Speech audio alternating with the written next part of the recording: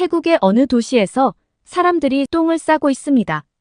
이들은 남녀노소 할 거 없이 다양한 사람들이 길거리에서 용변을 보고 있는데요.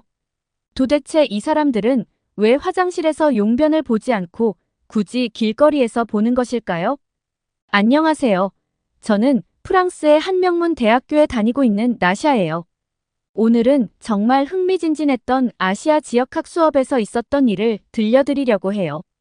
여러분도 이 이야기를 들으면 깜짝 놀라실 거예요. 수업이 시작되고 교수님이 강단에 서시는 순간 교실 전체가 긴장감으로 가득 찼죠. 교수님의 눈빛에서 뭔가 특별한 것이 느껴졌어요. 그리고 그 예감은 적중했답니다. 여러분, 오늘은 최근 한국과 태국 사이에서 일어난 관광 갈등에 대해 이야기를 나누어 보겠습니다. 교수님의 목소리에 힘이 들어갔어요. 순간 교실 전체가 술렁거리기 시작했죠. 아시아에 관심 있는 학생들은 귀를 쫑긋 세웠고 무심했던 학생들의 눈빛도 달라졌어요. 이 수업이 평소와는 다를 것 같다는 느낌이 강하게 들었습니다. 교수님의 말씀이 시작되자 교실은 순식간에 조용해졌어요. 마치 시간이 멈춘 것 같았죠. 교수님은 천천히 그러나 강한 어조로 말씀을 이어가셨어요. 여러분, 우리가 오늘 다룰 한국과 태국 사이의 갈등은 단순한 관광 문제가 아닙니다. 이는 국제관계, 문화충돌, 그리고 경제적 이해관계가 복잡하게 얽힌 현대 사회의 축소판이라고 할 수 있죠. 교수님의 말씀에 학생들의 눈빛이 더욱 진지해졌어요. 저도 펜을 꾹 쥐고 열심히 필기할 준비를 했죠.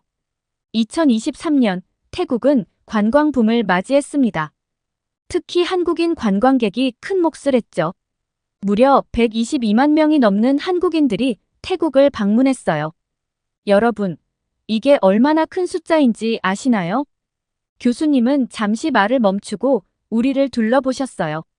그리고는 계속해서 말씀하셨죠. 이는 하루 평균 3,300명 이상의 한국인이 태국을 방문했다는 뜻입니다. 태국의 주요 관광지는 한국인들로 북적였고 한국어 간판과 메뉴판이 늘어났죠. 태국 경제에 한국인 관광객이 얼마나 중요한지 짐작이 가시나요? 학생들 사이에서 작은 탄성이 흘러나왔어요. 저도 그 숫자에 놀라지 않을 수 없었죠. 하지만 2024년 상황이 급변했습니다. 한국인 관광객 수가 급감한 거죠. 어떤 달은 전년 대비 50% 이상 감소했다는 보고도 있었어요.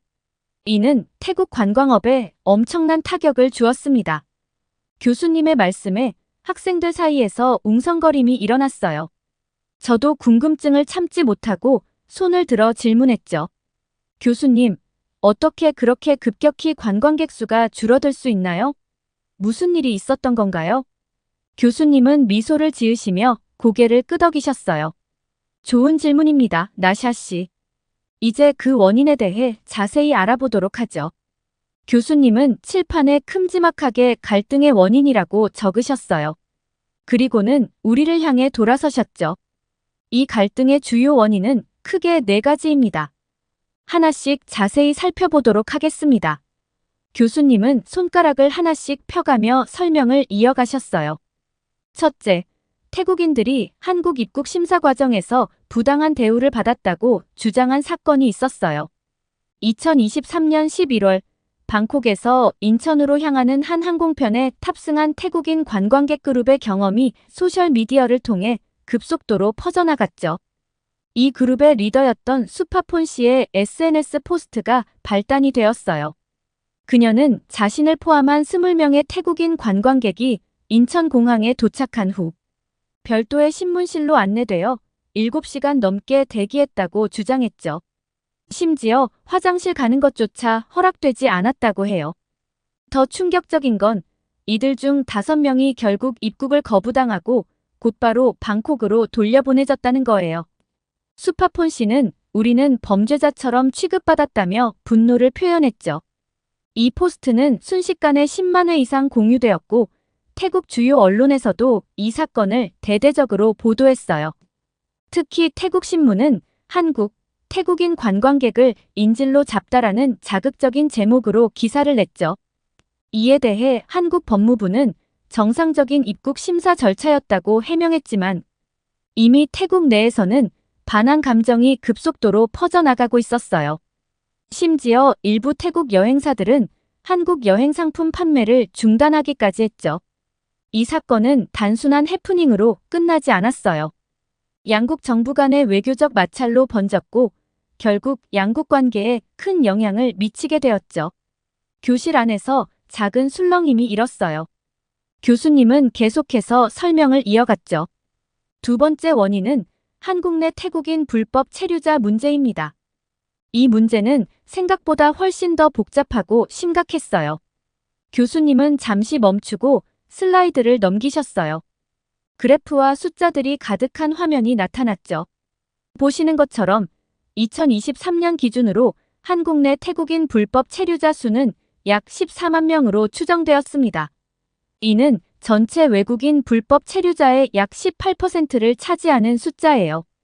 특히 주목할 점은 이 수치가 2019년에 비해 30% 이상 증가했다는 거죠. 저는 궁금증을 참지 못하고 손을 들었어요. 교수님, 불법 체류자 문제가 그렇게 심각한가요? 어떤 영향을 미치는 건가요? 교수님은 고개를 끄덕이셨어요. 좋은 질문입니다. 불법 체류자 문제는 여러 측면에서 심각한 영향을 미치죠. 우선, 노동시장에 왜곡이 일어납니다. 불법 체류자들은 주로 3D 업종에서 최저임금 이하로 일하게 되는데 이는 해당 업종의 임금 하락과 근로조건 악화로 이어져요. 또한 사회보장 시스템에도 부담을 줍니다. 불법 체류자들은 대부분 건강보험에 가입되어 있지 않아 응급 상황 시 의료비를 감당하지 못하는 경우가 많죠. 이는 결국 사회적 비용으로 전가됩니다. 그리고 가장 심각한 문제는 범죄와 연관될 가능성이 높다는 거예요. 2023년 통계를 보면 외국인 범죄 중 불법 체류자에 의한 범죄가 약 35%를 차지했어요. 특히 마약 관련 범죄가 증가 추세를 보이고 있죠. 이 말씀에 학생들 사이에서 놀라움의 탄성이 흘러나왔어요. 이에 한국 정부는 강력한 대응에 나섰습니다. 2024년 초부터 불법 체류자 특별 단속 기간을 선포하고 경찰청, 고용노동부 등 5개 부처가 합동으로 대대적인 단속을 시작했죠. 77일간의 특별 단속 기간 동안 약 2만 명의 불법 체류자가 적발되었고 이 중 30%가량이 태국인이었습니다. 하지만 이 과정에서 문제가 발생했습니다. 단속이 과도하게 이루어지면서 합법적인 태국인 관광객들까지 불편을 겪게 된 거죠. 일부 태국인들은 길거리에서 불시 검문을 당하거나 숙소에 대한 불시 점검을 받는 등의 경험을 했다고 합니다. 이런 상황들이 SNS를 통해 퍼지면서 태국 내에서 한국에 대한 반감이 더욱 커지게 되었어요. 한국은 태국인을 차별한다는 인식이 확산되었고 이는 결국 한국 여행 기피로 이어졌죠. 교수님의 설명을 들으며 저는 국제관계의 복잡성과 정부 정책이 미치는 영향의 크기에 대해 새삼 깨닫게 되었어요. 한 가지 문제를 해결하려다 또 다른 문제를 야기할 수 있다는 사실이 참 아이러니하게 느껴졌죠. 교수님은 깊은 한숨을 내쉬며 말씀을 이어가셨어요. 세 번째와 네 번째 원인은 서로 맞물려 있습니다. 태국 내 반한 정서의 확산과 그에 대한 한국인들의 반응이죠. 이 과정은 마치 눈덩이가 굴러가며 커지는 것처럼 상황을 악화시켰어요. 교수님은 태블릿을 꺼내 우리에게 보여주셨어요. 화면에는 태국어로 된 SNS 게시물들이 가득했죠. 이건 2024년 1월 중순 태국의 유명 인플루언서 타이 록스타의 페이스북 포스트예요. 한국은 이제 끝났다. 우리의 돈과 시간을 다른 나라에 쓰자라는 내용인데 24시간 만에 50만 개의 좋아요를 받았죠. 학생들 사이에서 놀라움의 탄성이 흘러나왔어요. 이어서 태국의 주요 일간지 방콕 포스트는 한국의 태국인 차별, 어디까지인가라는 제목의 특집 기사를 내보냈어요. 이 기사는 한국의 입국 심사 과정과 불법 체류자 단속을 인종차별적이라고 비난했죠. 이런 분위기 속에서 태국 내 일부 상점들은 한국 제품을 진열대에서 치우기 시작했어요. 방콕의 한 대형마트 체인은 고객들의 요구라며 한국 화장품과 식품 코너를 없앴다고 발표했죠. 더 나아가 반환 운동이 조직화되기 시작했어요. Say No to Korea라는 페이스북 그룹이 만들어져 일주일 만에 회원수가 10만을 넘었고, 이들은 한국 제품 불매와 한국 여행 거부 운동을 주도했습니다. 교수님의 말씀에 저는 가슴이 아파왔어요. 하지만 이야기는 여기서 끝나지 않았죠. 이런 태국의 반응에 한국인들도 가만히 있지 않았어요. 한국의 주요 온라인 커뮤니티에서는 태국 여행 보이콧 운동이 시작되었죠. 특히 유명 여행 카페 우리들의 여행 이야기에서 시작된 태국 노 운동은 큰 반향을 일으켰어요. 교수님은 또 다른 그래프를 보여주셨어요. 보시다시피 2024년 2월 한 달간 한국인의 태국 방문객 수가 전년 동기 대비 70% 가까이 감소했어요. 주요 여행사들은 태국 여행 상품 판매가 90% 이상 줄었다고 보고했죠. 심지어 일부 한국 항공사들은 인천에서 방콕 노선의 운항 횟수를 절반으로 줄였어요. 한 항공사 관계자는 수요가 너무 줄어 더 이상 수지 타산이 맞지 않는다고 말했죠. 교수님은 잠시 숨을 고르시더니 이어서 말씀하셨어요. 여러분, 이런 갈등은 단순히 관광 문제에 그치지 않습니다. 양국의 경제와 외교 관계에도 큰 영향을 미치죠. 예를 들어 태국의 관광 수입 감소는 GDP에도 영향을 줄 수 있어요. 또한 이런 갈등은 양국 간의 문화 교류나 경제 협력에도 악영향을 미칠 수 있습니다. 교실은 무거운 침묵에 휩싸였어요. 모두가 이 문제의 심각성을 실감한 듯 했죠. 자, 이제 우리는 이 갈등의 배경과 원인에 대해 알아보았습니다. 다음으로는 이 갈등이 실제로 어떤 영향을 미쳤는지, 그리고 양국 정부가 어떻게 대응했는지 살펴보도록 하겠습니다. 교수님은 프로젝터로 몇 장의 슬라이드를 보여주셨어요. 그래프와 숫자들이 가득했죠. 여러분, 이 갈등으로 인해 태국 관광업은 심각한 타격을 입었습니다. 몇 가지 구체적인 예를 들어볼게요. 첫째, 치앙마이의 호텔 예약률을 보세요. 2023년 같은 기간에는 80% 이상이었던 예약률이 2024년에는 45% 수준으로 떨어졌어요. 이는 호텔업계에 큰 타격을 주었죠. 학생들 사이에서 놀라움의 탄성이 흘러나왔어요. 더 충격적인 건 2024년 추석 연휴 기간의 통계입니다. 태국 관광청은 최소 2만 명의 한국인 관광객이 방문할 것으로 예상했지만 실제로는 겨우 5천 명만이 태국을 찾았어요. 75%나 감소한 거죠. 저는 궁금증을 참지 못하고 손을 들었어요. 교수님, 그렇게 큰 감소가 태국 경제에 미치는 영향은 어느 정도인가요? 좋은 질문입니다. 태국 관광청의 추산에 따르면 이로 인한 경제적 손실은 약 15억 바트, 우리 돈으로 약 5,600억 원에 달한다고 해요. 이는 태국 GDP의 0.1%에 해당하는 큰 금액이죠. 교수님은 이어서 더 충격적인 사실을 말씀하셨어요. 관광객이 줄어들면서 태국 내에서는 예상치 못한 사회 문제도 발생했습니다. 가장 눈에 띄는 건 원숭이 소동이었어요. 교수님은 태블릿으로 몇 장의 사진을 보여주셨어요. 도시 한복판에서 떼를 지어다니는 원숭이들의 모습이었죠. 로풀이라는 도시를 보세요. 이곳은 원숭이 군단으로 유명한 관광지였어요. 하지만 관광객이 줄어들자 먹이를 구하지 못한 원숭이 떼가 도시로 몰려들어 소동을 일으켰습니다. 심지어 주민들과 충돌까지 벌어졌죠. 교실 안에서 작은 웃음소리가 들렸지만 곧 심각한 분위기로 바뀌었어요. 더 심각한 건 경제적 충격이에요.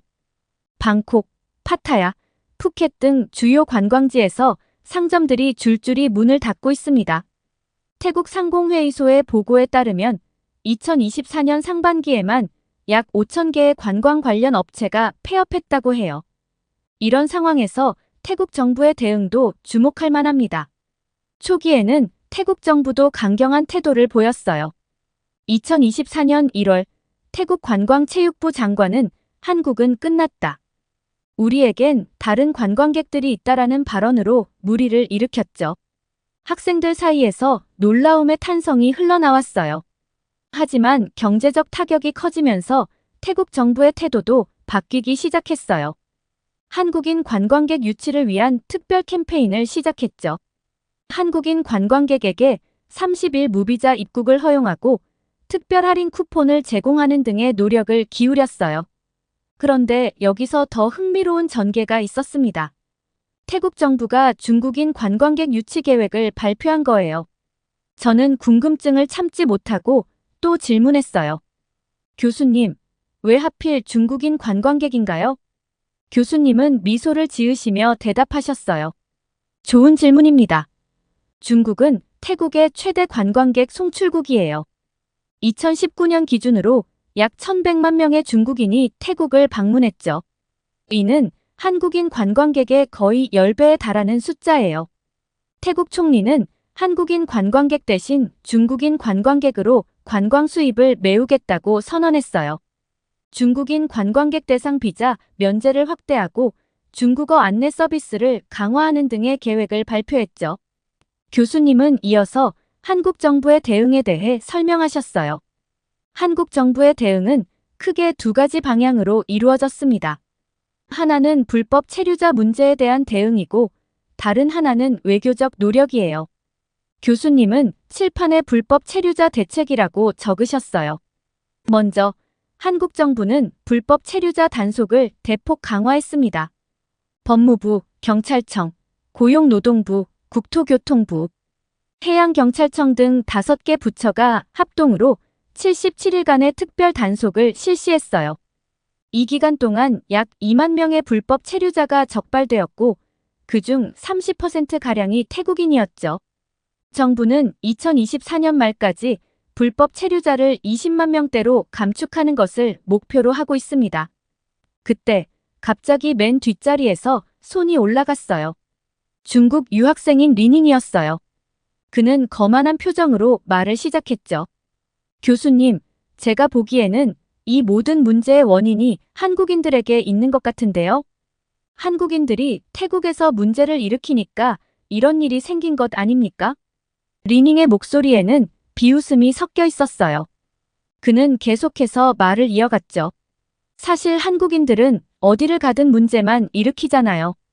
시끄럽고 무례하고 술 마시고 난동 부리고 제가 들은 바로는 태국에서도 그랬다던데요. 아마 태국 사람들이 한국인들 때문에 너무 괴로워서 이런 조치를 취한 게 아닐까요? 리닝의 말에 교실 안 분위기가 순식간에 얼어붙었어요. 한국 학생들의 표정이 굳어지는 게 보였죠. 그때 앞자리에 앉아있던 한국 유학생 현서가 벌떡 일어났어요. 그녀의 목소리는 차분했지만 단호했죠. 리닝 씨, 그건 전혀 사실이 아닙니다. 한국인 관광객들은 오히려 매너 있는 행동으로 유명해요.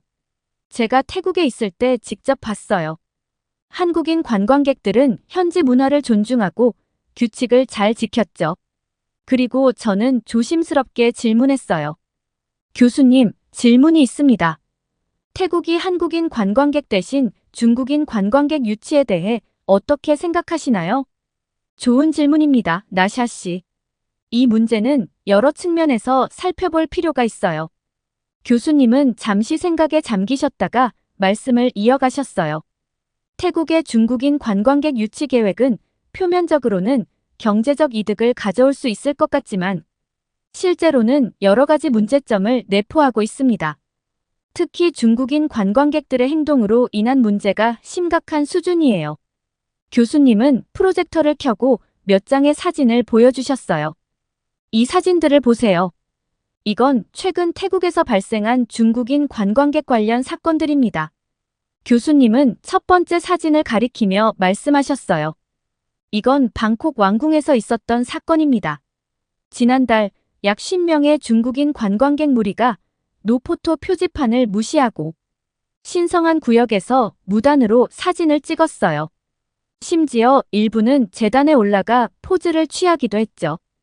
경비원이 제지하자 오히려 그들을 밀치고 욕설을 퍼부었다고 해요. 다음 사진으로 넘어가셨어요. 파타야 해변에서는 더 심각한 일이 벌어졌습니다.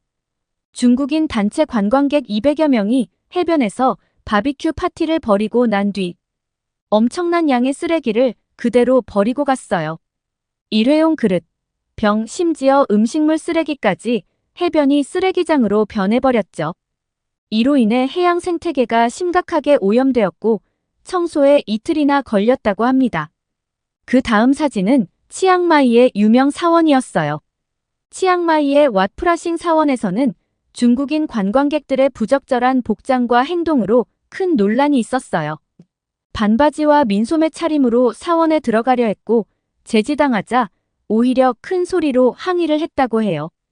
심지어 일부는 불상 앞에서 등을 돌리고 셀카를 찍기도 했죠.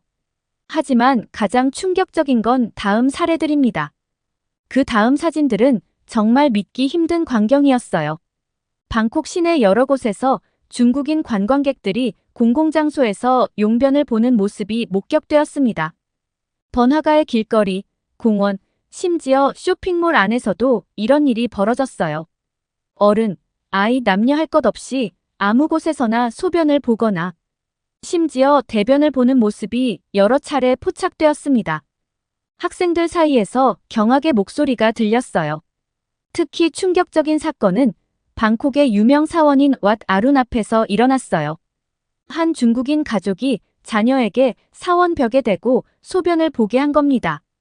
이를 본 태국 주민이 제지하려 했지만 오히려 그 가족에게 폭행을 당했다고 해요. 교수님은 계속해서 사례를 나열하셨어요. 푸켓의 한 해변에서는 중국인 관광객들이 산호초를 망치로 깨 기념품으로 가져가려다 적발되었고 치앙라이의 한 야시장에서는 중국인 단체가 물건값을 깎다가 안 된다고 하자 가게 물건을 부수고 도망간 사건도 있었습니다.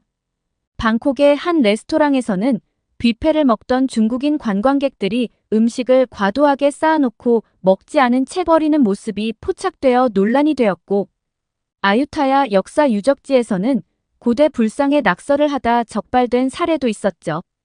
이런 사건들이 계속해서 보고되면서 태국 현지인들의 분노가 커지고 있어요. 일부 상점에서는 중국인의 출입을 금지하는 안내문을 붙이기 시작했고 SNS에서는 해시태그 노 차이니스 투어리트라는 해시태그가 트렌드가 되었죠. 이런 문제 행동을 하는 관광객들로 인해 태국의 문화유산과 자연환경이 훼손되고 현지인들의 삶의 질이 저하되고 있죠.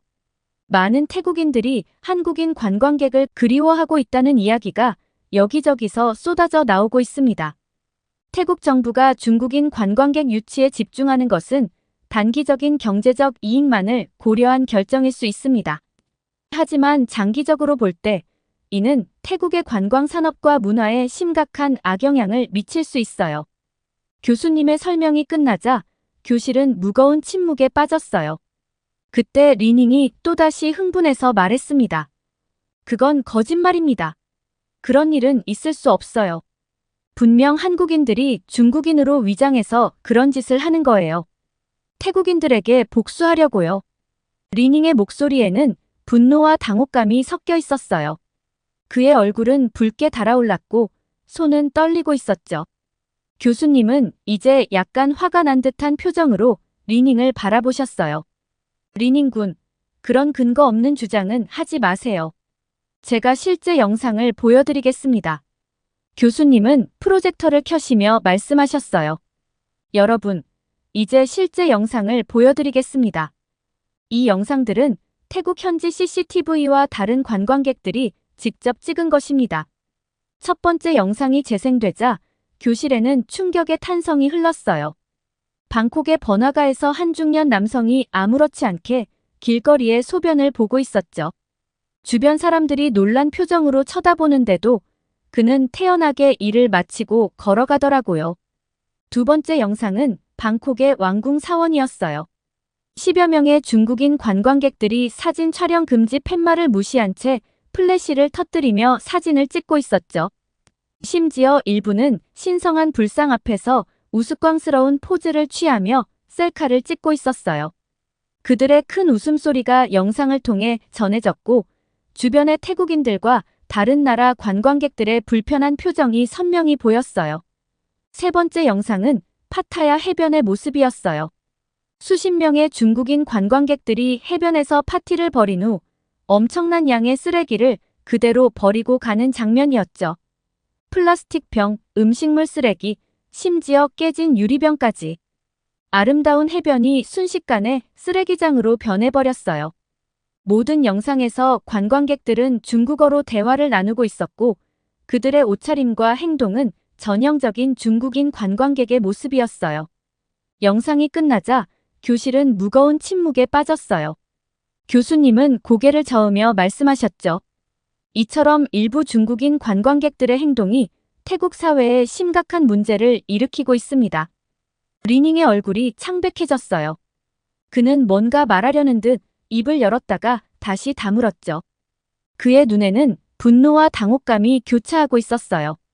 결국 그는 아무 말도 하지 못한 채 고개를 숙이고 말았어요. 하지만 리닝은 포기하지 않은 듯 했어요. 그는 고개를 들어 한국인 학생들을 향해 무서운 눈빛을 쏘았죠. 특히 현서를 노려보는 그의 눈빛에는 적의가 가득했어요. 마치 너희가 이렇게 만든 거야 라고 말하는 것 같았죠. 교수님은 이런 긴장된 분위기를 감지하신 듯 부드럽게 말씀하셨어요.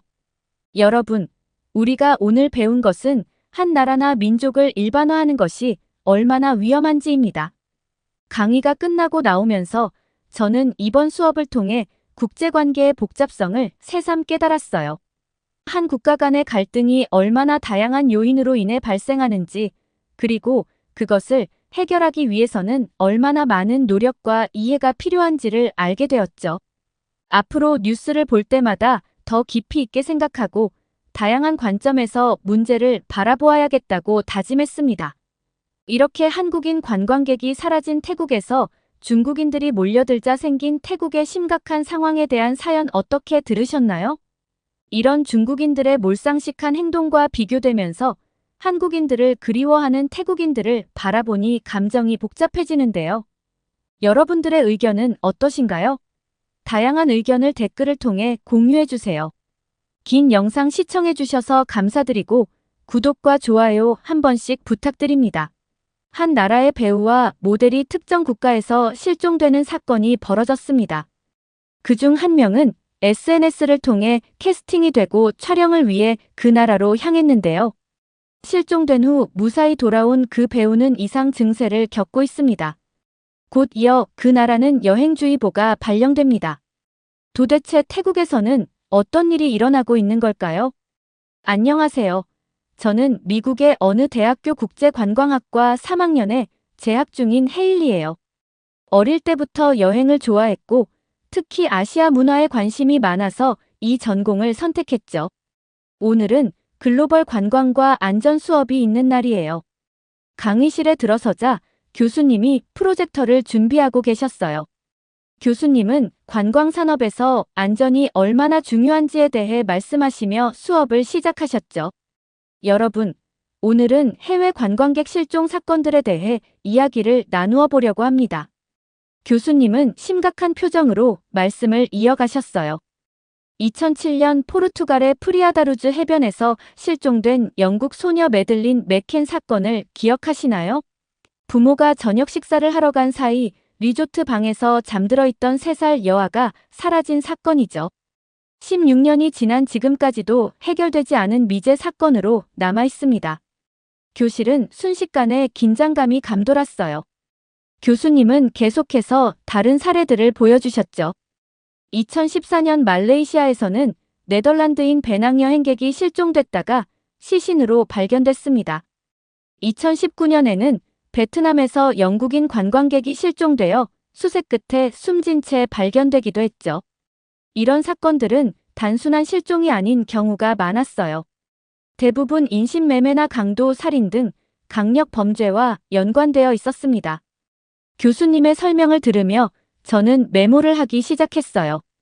해외여행이 늘어나면서 이런 위험한 사고들도 증가하고 있다는 게 충격적이었거든요. 특히 동남아시아 지역에서 이러한 사건들이 자주 발생하고 있습니다.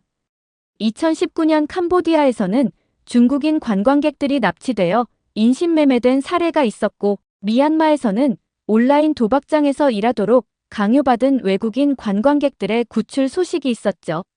제 옆자리의 친구 제시카가 작은 목소리로 속삭였어요. 헤일리, 너 태국 여행 가려다가 취소했잖아. 정말 잘한 선택이었던 것 같아. 저는 고개를 끄덕였어요. 방콕 여행을 계획했다가 안전 문제로 취소했었거든요. 그때는 조금 아쉬웠는데 지금 들으니 현명한 선택이었던 것 같아요. 최근에는 더욱 충격적인 사건이 발생했습니다. 교수님은 프로젝터에 새로운 슬라이드를 띄우셨어요. 거기에는 한 젊은 중국인 배우의 사진이 있었죠. 교실 안의 공기가 더욱 무거워졌어요. 저는 이 이야기가 어디로 흘러갈지 궁금해지기 시작했죠. 그리고 우리 수업에는 태국 유학생도 있다는 걸 문득 떠올렸어요. 그 학생의 반응이 궁금해지는 순간이었습니다. 이 사진의 주인공은 왕싱이라는 31세의 중국 배우입니다. 현지에서는 싱싱이라는 예명으로 활동하고 있죠. 그는 SNS를 통해 태국 영화 캐스팅 제의를 받고 태국에 입국했지만 입국 후 갑자기 실종되었습니다. 다행히 얼마 후 여자친구의 구출 요청으로 인해 미얀마의 미야와디 지역에서 발견되어 구출되었죠. 구출된 그의 상태를 보면 실종되고 얼마나 힘들었는지 짐작이 가실 겁니다. 교수님은 잠시 멈추시고 화면의 지도를 가리키셨어요. 미야와디는 태국 미얀마 국경 지역에 위치한 도시입니다. 이곳은 최근 국제범죄 조직들의 근거지로 악명이 높아졌어요. 특히 온라인 도박, 전화금융사기, 가상화폐 투자 사기 등 사이버 범죄의 온상지로 알려져 있죠. 국경 지역이라는 지리적 특성 때문에 법적 단속이 쉽지 않고 범죄 조직들이 이를 악용하고 있는 상황입니다. 교수님은 프로젝터에 미야와디 지역의 지도를 띄우셨어요. 이 지역에서는 최근 수년간 수많은 외국인들이 감금되어 강제 노동을 당했다는 제보가 있었습니다. 피해자들은 대부분 고소득 일자리를 미끼로 유인된 후 여권을 빼앗기고 온라인 범죄에 가담하도록 강요받았다고 해요. 미얀마 정부도 이 지역의 범죄 소탕을 위해 노력하고 있지만 국경을 넘나드는 조직적인 범죄망을 완전히 차단하기는 쉽지 않은 상황입니다. 태국 경찰은 이 사건을 인신매매 조직의 소행으로 보고 수사를 진행 중입니다. 학생들 사이에서 작은 술렁임이 일었어요. 특히 주목할 점은 왕싱 본인이 중국 범죄 조직에 의해 납치되었다고 진술했다는 겁니다. 이는 단순 실종이 아닌 조직적인 범죄일 가능성을 보여주고 있죠. 교수님은 다음 슬라이드로 넘어가셨어요. 이번에는 또 다른 젊은 남성의 사진이 보였죠. 양쩌치는 유명 패션 브랜드의 광고 모델로 활동하던 25세의 중국인 청년입니다. 그는 지난달 20일 방콕에 도착했지만 곧바로 연락이 두절되었죠. 특히 이 실종 사건은 얼마 전 발생한 왕싱의 사건과 매우 유사한 패턴을 보이고 있어 더욱 충격을 주고 있습니다. 교수님은 새로운 슬라이드를 보여주셨어요. 양쩌치의 가족들은 소셜미디어를 통해 적극적으로 도움을 요청하고 있습니다. 그들의 증언에 따르면 양쩌치 역시 태국에서의 일자리 제안을 받고 입국했다고 해요. 그리고 왕싱의 경우처럼 태국 미얀마 국경 지역에서 마지막 연락이 있었다고 합니다. 현재 태국 경찰은 이 사건을 인신매매 조직의 연계 가능성을 두고 수사를 진행하고 있어요. 저는 이 두 사건의 유사성에 소름이 돋았어요. 불과 한 달도 안 되는 기간에 비슷한 수법으로 두 명의 중국인 연예인이 실종되었다는 사실이 너무나 충격적이었거든요. 두 번의 유사한 사건이라면 분명 조직적인 범죄일 가능성이 높아 보였어요. 강의실의 분위기는 점점 더 무거워졌어요. 특히 제 앞줄에 앉아있는 태국 유학생 순아의 어깨가 굳어가는 게 보였죠. 이러한 사건들이 발생하자 중국 정부도 움직이기 시작했습니다. 주태국 중국 대사관은 태국을 방문하는 중국인들에게 특별주의보를 발령했어요. 특히 고임금 채용을 미끼로 한 사기 피해에 주의하라는 경고까지 발표했죠. 이런 사건들이 주는 시사점은 매우 심각합니다. 단순한 범죄를 넘어서 국가 간의 외교 문제로까지 확대될 수 있는 사안이기 때문이죠. 더구나 이런 사건들이 동남아시아 지역의 관광 산업에 미치는 영향도 무시할 수 없습니다. 저는 고개를 끄덕이며 계속해서 필기를 이어갔어요. 관광 산업에서 안전이라는 요소가 얼마나 중요한지 다시 한번 실감하게 되는 순간이었죠. 특히 주목할 점은 이러한 범죄들이 매우 조직적이라는 겁니다. 단순한 우발적 범죄가 아니라 치밀하게 계획된 범죄라는 점에서 더욱 위험하죠. 피해자들을 속이기 위해 정교한 방법을 사용하고 있으며 국경을 넘나드는 범죄라는 점에서 해결이 쉽지 않은 상황입니다. 이 말씀이 끝나자 수나가 손을 들었어요. 저는 이제 어떤 논쟁이 시작될지 긴장된 마음으로 지켜보기 시작했습니다. 교수님, 제가 한 말씀 드려도 될까요? 말씀하세요, 수나 학생. 태국은 매년 수많은 관광객이 방문하는 안전한 나라입니다.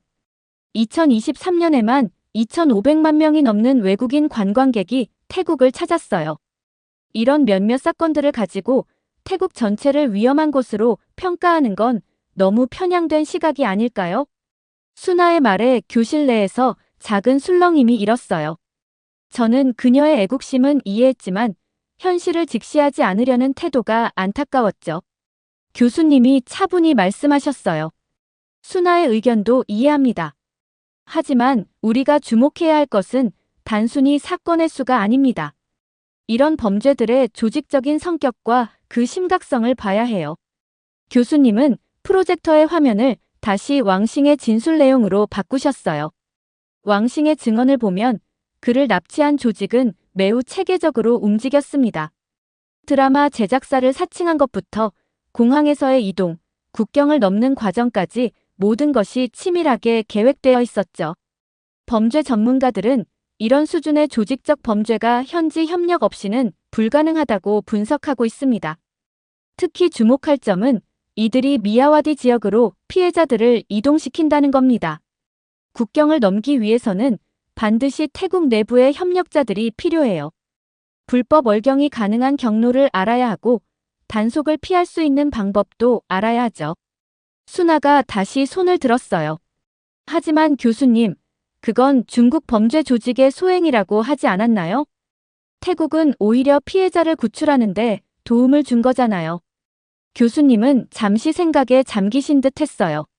그러다 새로운 자료를 보여주셨죠.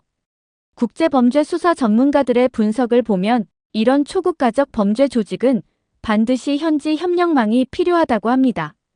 공항에서부터 시작해서 국경을 넘기까지 현지 사정을 모르는 외국 범죄 조직이 단독으로 수행하기는 불가능한 일이에요. 교수님은 화면에 몇 가지 도표를 더 보여주셨어요. 실제로 이런 인신매매 조직들의 구조를 보면 각국의 범죄 조직들이 긴밀하게 연계되어 있습니다. 중국 조직이 주도했다고 해서 태국 내 협력자들의 존재를 부정할 수는 없어요. 오히려 이런 사실을 인정하고 문제 해결을 위해 노력하는 것이 더 중요합니다. 수나는 입술을 깨물며 고개를 숙였어요. 현실을 직시하지 않으면 문제 해결이 더 어려워질 수 있다는 교수님의 말씀이 설득력 있게 들렸죠. 더구나 이런 범죄 조직들은 점점 더 정교해지고 있습니다. 단순히 한 국가의 문제가 아닌 국제적인 협력이 필요한 사안이에요. 태국 정부도 이 문제의 심각성을 인식하고 대책 마련에 나서고 있지만 아직은 충분치 않아 보입니다. 교수님은 새로운 통계 자료를 보여주시며 말씀을 이어가셨어요. 이런 사건들이 태국 관광 산업에 미치는 영향은 매우 심각합니다. 특히 주목할 만한 것은 한국인 관광객들의 급격한 감소입니다. 이는 단순히 최근의 사건 때문만은 아닙니다. 태국에서 발생한 일련의 강력 범죄들이 큰 영향을 미쳤죠. 교수님은 프로젝터에 몇 가지 충격적인 사건들을 보여주셨어요. 2019년 방콕에서 한국인 관광객 살해 사건, 2020년 파타야에서 발생한 외국인 관광객 대상 조직 범죄, 2022년 푸켓에서의 외국인 여성 관광객 실종 사건 등 태국에서는 외국인을 대상으로 한 강력 범죄가 계속해서 발생했습니다. 이러한 사건들이 누적되면서 태국의 관광 안전에 대한 우려가 커졌죠. 교수님의 설명에 순아의 얼굴이 점점 굳어갔어요. 여기에 더해 한국과 태국 사이에는 또 다른 문제도 있었습니다. 한국 내 태국인 불법 체류자 문제가 심각해지면서 양국 간의 관계가 악화되었어요. 이로 인해 태국 내에서 반한 감정이 고조되었고 결과적으로 많은 한국 기업들이 태국에서 철수하거나 투자를 줄이는 상황이 발생했습니다. 순아가 갑자기 끼어들었어요. 하지만 교수님, 그건 한국이 너무 일방적으로. 교수님이 손을 드셨어요. 잠시만요. 구체적인 통계 자료를 보여드리겠습니다. 교수님은 프로젝터에 새로운 그래프를 띄우셨어요. 태국 관광청의 자료를 보면 한국인 관광객이 급감한 후 태국 정부는 적극적으로 중국 시장 공략에 나섰습니다. 실제로 지난해 중국인 관광객 유치를 위해 비자 면제 정책을 실시했고 중국 현지 여행사들과의 협력도 강화했죠.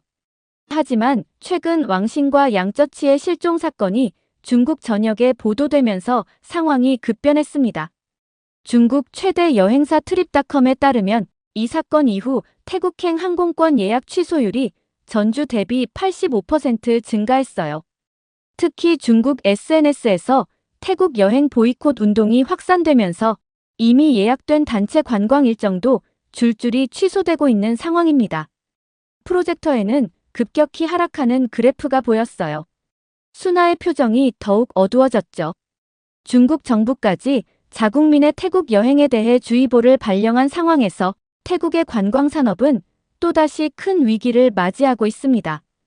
이는 단순히 일시적인 현상이 아닌 태국 관광 산업의 구조적인 문제를 보여주는 사례라고 할 수 있죠. 그때 한국 유학생 희연이가 조심스럽게 손을 들었어요.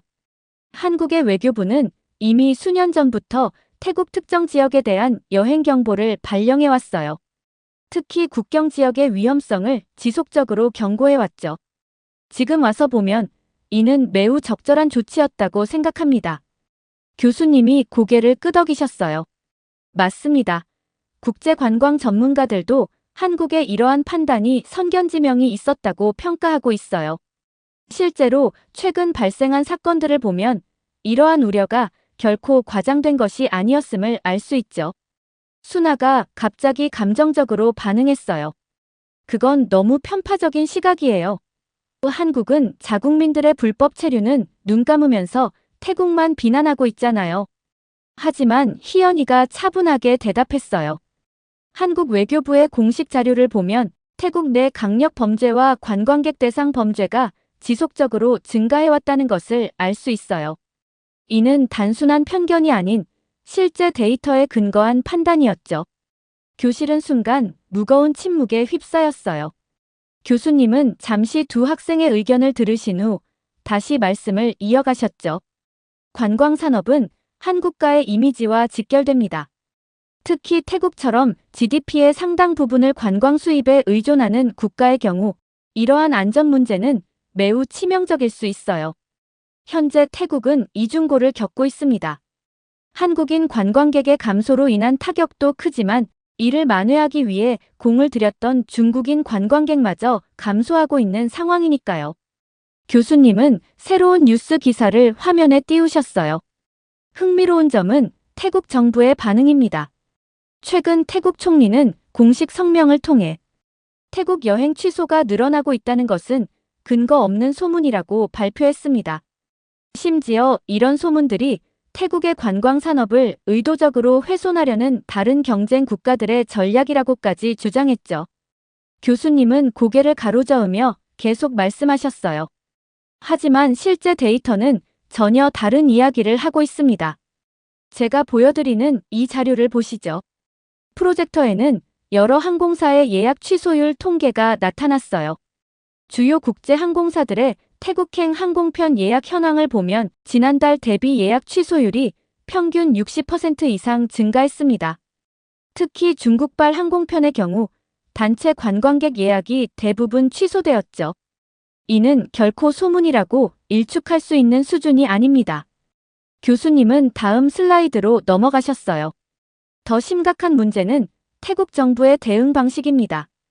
그들은 중국인 실종 사건과 관련해 신속한 문제 해결을 약속했지만 실질적인 조치는 거의 보이지 않고 있어요. 미야와디 지역의 범죄 조직 단속이나 국경 지역 감시 강화와 같은 구체적인 대책은 여전히 미비한 상황입니다. 교실 안에는 무거운 침묵이 감돌았어요. 순아는 고개를 숙인 채 자리에 앉아 있었죠. 태국 디지털경제사회부는 이런 악의적인 소문을 퍼뜨리는 사람들을 찾아내겠다고 발표했습니다. 하지만 이는 문제의 본질을 호도하는 것이죠. 진정 필요한 것은 관광객의 안전을 위한 실질적인 대책 마련입니다. 교수님은 잠시 말씀을 멈추고 교실을 둘러보셨어요. 더욱 우려되는 것은 이런 태도가 문제 해결을 더욱 어렵게 만들 수 있다는 점입니다. 현실을 직시하지 않고 소문으로 치부하는 한 근본적인 해결책을 찾기는 어려울 테니까요. 교수님은 마지막 슬라이드를 보여주셨어요. 국제관광 전문가들은 태국 정부의 이러한 대응이 오히려 역효과를 낳을 수 있다고 경고하고 있습니다. 관광객들의 신뢰를 회복하기 위해서는 먼저 문제의 존재를 인정하고 이를 해결하기 위한 구체적인 노력을 보여줘야 한다는 거죠. 특히 주목할 점은 SNS의 영향력입니다. 과거와 달리 이제는 관광객들의 부정적인 경험이 실시간으로 전 세계에 공유됩니다. 이런 상황에서 단순히 소문이라고 부인하는 것은 오히려 정부의 신뢰도만 떨어뜨릴 수 있어요. 저는 노트북을 보며 실시간으로 올라오는 태국 관련 SNS 게시물들을 확인했어요. 실제로 많은 사람들이 태국 여행을 재고하거나 취소했다는 이야기들을 공유하고 있었죠. 이런 상황에서 태국 정부의 반응은 너무나 현실과 동떨어져 보였어요. 그때 갑자기 순아가 목소리를 높였어요. 태국의 관광업은 곧 회복될 거예요. 이번 달부터 정부가 새로운 관광진흥 정책을 시행할 예정이고 더 많은 국가의 비자 면제도 추진하고 있어요. 게다가 방콕은 세계에서 가장 많은 관광객이 방문하는 도시 중 하나라고요. 순아의 갑작스러운 발언에 교실의 모든 시선이 그녀에게 집중됐어요. 그녀의 목소리에는 절박함이 묻어났죠.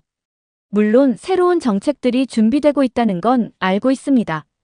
교수님은 차분히 대답하시며 새로운 자료들을 보여주셨어요. 하지만 이 데이터를 한번 보시죠. 세계관광기구 UNWTO의 최신 보고서입니다. 관광산업에서 가장 중요한 것은 신뢰라는 점을 강조하고 있어요. 한번 실추된 관광지의 안전에 대한 신뢰를 회복하는 데는 평균 3년에서 5년이 걸린다고 합니다. 교수님은 다음 슬라이드로 넘어가셨어요. 더구나 이 통계를 보시면 최근 태국을 방문했던 관광객들의 재방문 의사가 급격히 감소하고 있음을 알 수 있습니다. 2024년 4분기 기준으로 재방문 의사는 전년 대비 45% 감소했어요. 특히 중국과 한국 관광객들의 재방문 의사는 각각 67%, 58% 감소했죠. 순아의 얼굴이 점점 굳어갔어요. 여기 국제신용평가사의 보고서도 있습니다. 태국의 관광산업 리스크가 상향 조정되었고 이는 국가 신용등급에도 부정적인 영향을 미칠 수 있다고 경고하고 있어요. 단순한 일시적 소문으로 치부할 수 있는 수준이 아닙니다. 교수님의 차분하지만 날카로운 지적이 이어졌어요. 더군다나 최근 방콕 포스트의 보도에 따르면 주요 국제회의와 전시회들도 잇따라 개최지를 태국에서 다른 국가로 변경하고 있다고 합니다. MIC 산업에서의 이탈은 일반 관광객 감소보다 더 심각한 경제적 타격을 줄 수 있죠. 순아는 입술을 깨물며 자리에 주저앉았어요. 더 이상 반박할 말이 없어 보였죠. 관광산업의 회복을 위해서는 정부의 적극적인 대책과 함께 무엇보다 현실을 직시하는 자세가 필요합니다. 문제를 회피하거나 부정하는 것은 결코 해결책이 될 수 없어요. 교실은 무거운 침묵에 빠졌어요. 순아는 고개를 숙인 채 노트북만 바라보고 있었죠. 그녀의 어깨가 살짝 떨리는 것이 보였어요. 아마도 자신의 조국이 처한 현실을 인정하기가 힘들었던 것 같아요. 교수님은 마지막 슬라이드를 보여주셨어요. 글로벌 관광 트렌드를 분석해보면 매우 흥미로운 패턴이 나타납니다. 한국 관광객들이 특정 국가 방문을 기피하기 시작하면 약 6개월에서 1년 후에 다른 국가들의 관광객들도 비슷한 경향을 보이더군요. 이는 한국 관광객들이 관광지 선택에 있어 매우 민감하고 신중한 판단을 한다는 것을 보여줍니다. 교수님은 세계 관광 동향 그래프를 가리키셨어요. 예를 들어 2018년 한국인들이 필리핀 보라카이 여행을 기피했을 때 많은 사람들이 과민 반응이라고 했죠. 하지만 결과적으로 보라카이는 심각한 환경 문제로 폐쇄되었고 이는 국제적으로도 큰 이슈가 되었습니다. 이처럼 한국 관광객들의 선택은 단순한 기피가 아닌 그만한 이유가 있었다는 걸 보여주는 사례들이 많아요. 그래서 태국의 관광 산업이 다시 도약하기 위해서는 한국과의 관계 회복이 매우 중요합니다. 통계를 보면 한국인 관광객들은 단순히 숫자만 많은 게 아닙니다.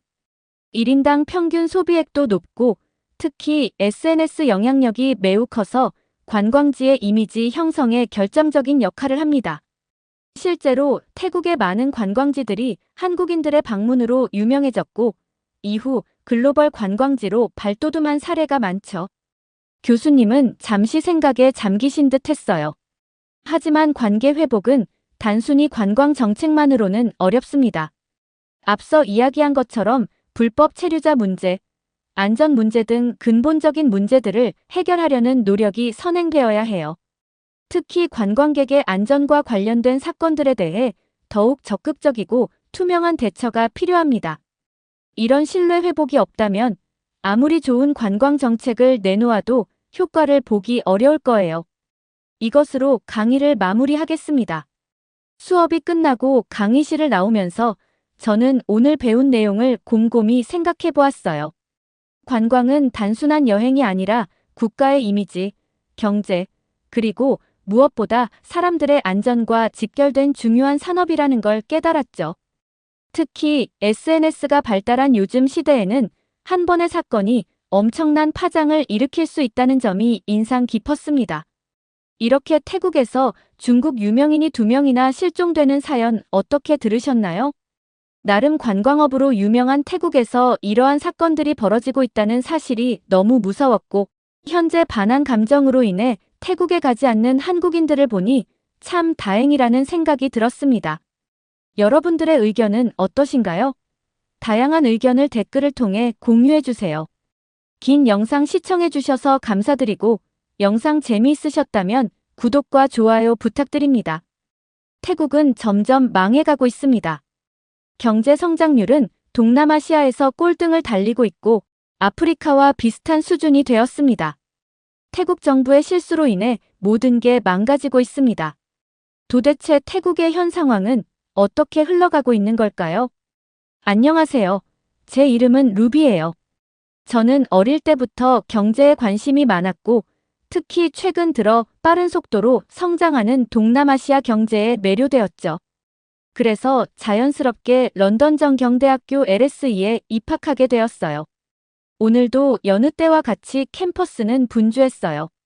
세계 각국에서 온 학생들이 바쁘게 오가며 각자의 강의실을 찾아가고 있었죠.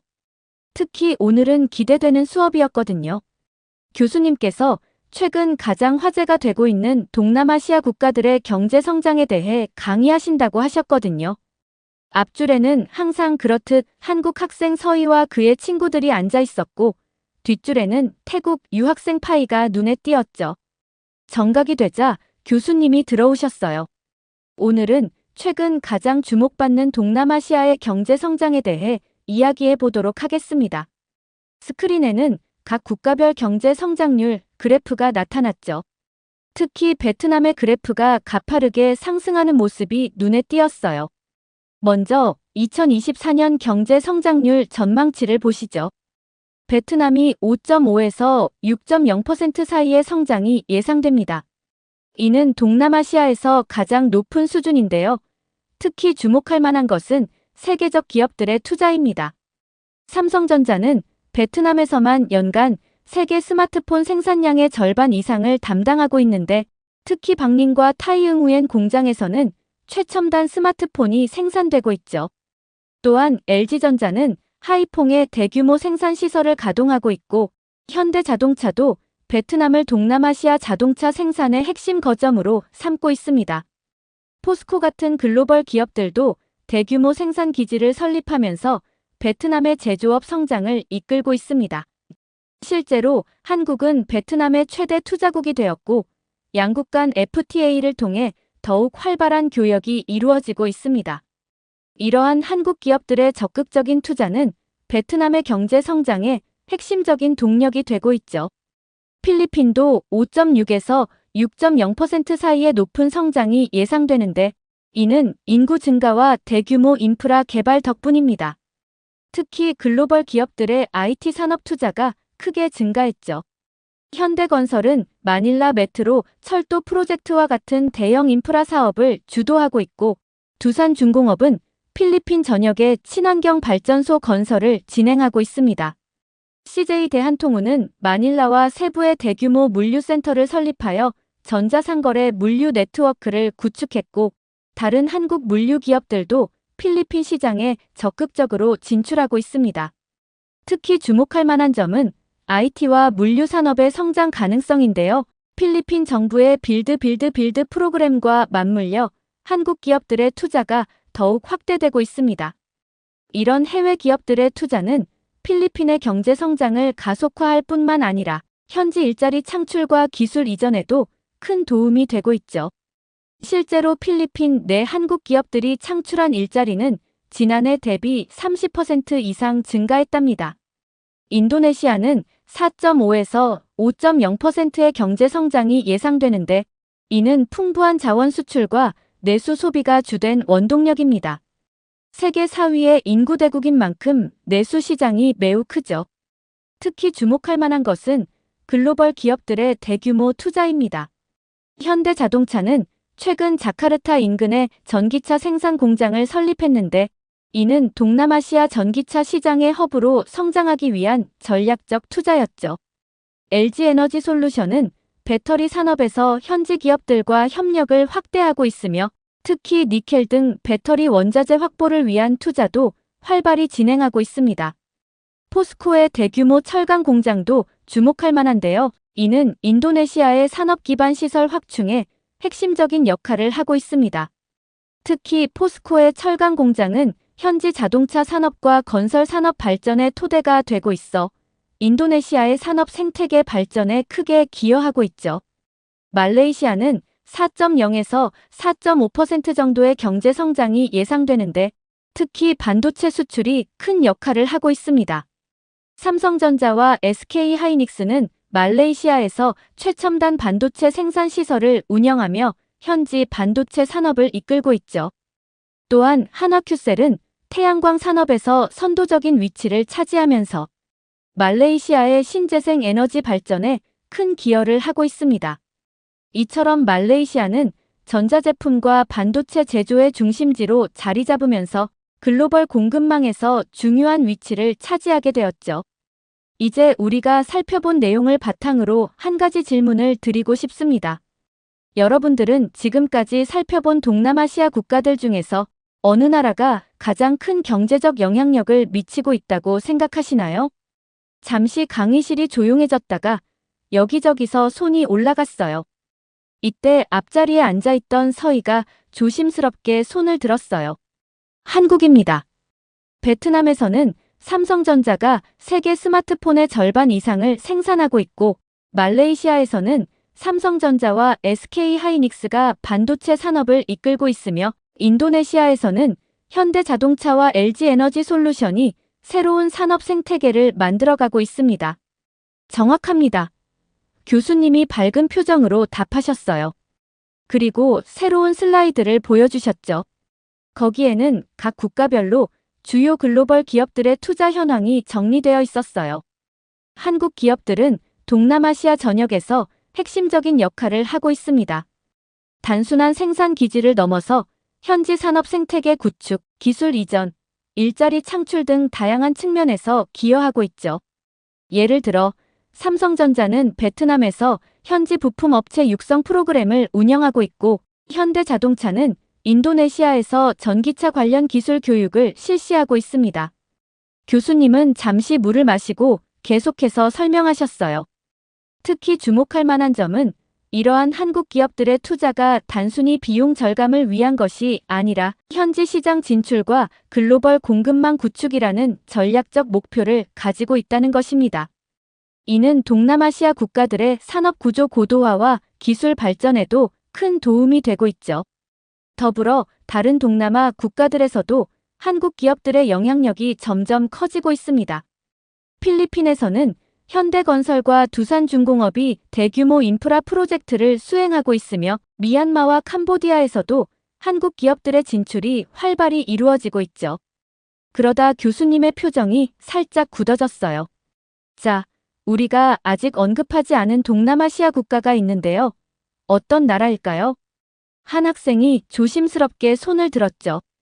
태국입니다. 교수님의 표정이 순간 무거워졌어요. 네, 바로 태국입니다. 태국은 현재 2.3에서 2.8% 정도의 매우 낮은 성장률을 보이고 있어요. 이는 동남아시아 평균에 크게 못 미치는 수준일 뿐만 아니라 일부 아프리카 국가들의 성장률과 비슷한 수준이죠. 특히 관광업 의존도가 높은 태국의 경제 구조가 주요한 문제가 되고 있습니다. GDP의 약 20%를 차지하던 관광 수입이 최근 급감했는데요. 특히 한국인 관광객이 크게 줄어든 것이 큰 영향을 미쳤습니다. 교수님은 새로운 그래프를 보여주셨어요. 보시다시피 태국의 관광 수입은 2024년 대비 30% 이상 감소했습니다. 더 심각한 문제는 외국인 직접 투자 FDI의 감소인데요. 특히 한국의 주요 기업들이 태국에서 철수하거나 투자를 줄이고 있습니다. 삼성전자는 태국 내 생산 시설을 멕시코로 이전할 계획을 발표했고, 현대자동차도 당초 계획했던 전기차 공장 설립을 재검토하고 있죠. 교수님은 잠시 한숨을 쉬고 계속하셨어요. 태국 정부의 정책적 대응도 심각한 문제입니다. 패통탄 친나와 총리의 경제 정책은 일관성이 부족하다는 평가를 받고 있어요. 외국인 투자 유치를 위한 세제 혜택은 계속 축소되고 있고 신산업 육성을 위한 규제 개혁도 지지부진한 상태입니다. 특히 전기차 산업 육성을 위한 보조금 정책은 두 차례나 수정되면서 투자자들의 신뢰를 잃었죠. 게다가 최근에는 부가가치세 인상을 검토한다는 소식까지 전해지면서 내수 시장마저 위축될 것이라는 우려가 나오고 있습니다. 기존의 주력 산업이었던 자동차 제조업과 전자산업에서도 베트남과 인도네시아에 밀리고 있어요. 이처럼 태국 경제는 현재 구조적인 전환점을 맞이하고 있지만 뚜렷한 해결책을 찾지 못하고 있는 상황입니다. 강의실의 분위기가 무거워졌어요. 특히 태국 학생들의 표정이 어두워진 게 눈에 띄었죠. 조용해진 강의실에서 한 영국 학생이 조심스럽게 손을 들었어요. 교수님, 태국과 한국의 관계가 이렇게 악화된 이유가 무엇인가요? 교수님은 잠시 고민하시다가 말씀하셨어요. 최근 태국인들의 한국 불법 체류 문제가 심각해지면서 시작되었습니다. 한국 정부는 이에 대응해 태국인 입국 심사를 강화할 수밖에 없었죠. 이 과정에서 정상적인 여행객들도 불편을 겪게 되었고 이것이 초기 갈등의 시작이었습니다. 교수님은 화면을 넘기시며 계속하셨어요. 불법 체류자들 중 일부가 마약 거래와 각종 범죄에 연루되면서 문제가 더욱 심각해졌습니다. 이는 한국 사회에 상당한 혼란을 가져왔죠. 하지만 불행히도 이 과정에서 태국 내 반한 감정이 급격히 커졌고 이는 한국인 관광객들을 향한 적대적인 행동으로 이어졌습니다. 교수님의 목소리가 더욱 무거워졌어요. 더 안타까운 것은 이러한 감정이 태국 내 한국 기업에서 일하는 한국인 직원들에게까지 영향을 미쳤다는 점입니다. 일부 지역에서는 한국인 직원들이 불편을 겪었고 이는 결국 한국 기업들의 투자 철수 결정에도 영향을 미쳤습니다. 그때였어요. 뒷자리에 앉아있던 태국 유학생 파이가 갑자기 손을 들었죠. 그녀의 얼굴은 붉게 상기되어 있었고 목소리도 약간 떨렸어요. 교수님, 잠깐만요. 태국은 동남아시아에서 가장 중요한 국가입니다. 우리는 다른 동남아시아 국가들보다 훨씬 더 발전했어요. 한국 기업들의 영향 따위는 미미하다고요. 파이는 자리에서 벌떡 일어났어요. 그녀의 갑작스러운 행동에 강의실의 모든 학생들이 놀란 듯 그녀를 바라보았죠. 태국은 오랫동안 동남아시아의 관광 중심지였어요. 우리는 한국 기업들 없이도 충분히 잘 살 수 있습니다. 오히려 한국 기업들이 우리 태국의 시장이 필요한 거예요.